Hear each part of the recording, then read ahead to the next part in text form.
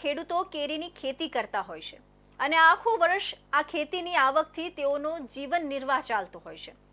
પરંતુ આવનાર સમયમાં માવઠાની આગાહીને લઈને વલસાડના ખેડૂતો ચિંતિત છે. સમજીએ શું છે એના કારણો. વલસાડ નામની સાથે જ વલસાડી હાફૂસ અને કેસર કેરી એના પર્યાય શબ્દ જેવા લાગે, કારણ વલસાડ જિલ્લો તેની કેરી માટે વખણાય છે. પરંતુ સતત બદલાતા વાતાવરણ અને વિવિધ પ્રકારના રોગોમાં થતો વધારાને કારણે ખેડૂત તેની કેરી બચાવવા માટે ઝઝૂમી રહ્યો છે. તેવા સમયે આવનાર સમયમાં માવઠું આવી શકે તેવી આગાહી થતાં ખેડૂતની ચિંતામાં વધારો થયો છે.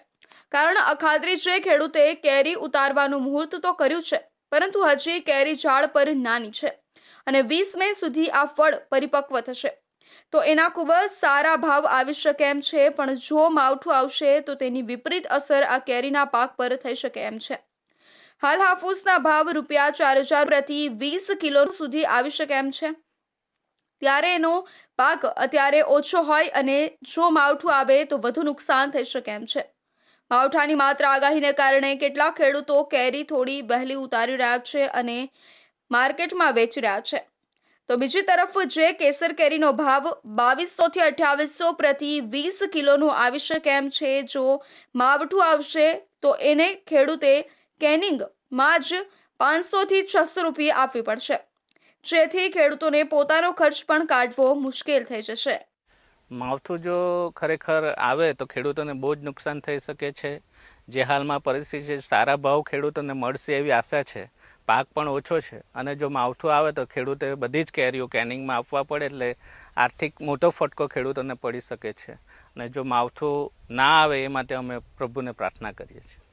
હાફૂસના ઝાડ ઓવરઓલ મોટા હોય છે, 50 થી 60 ફૂટના ઝાડ હોય છે, એટલે આંધી તુફાન આવે તો એમને પવન વધારે લાગી શકે છે.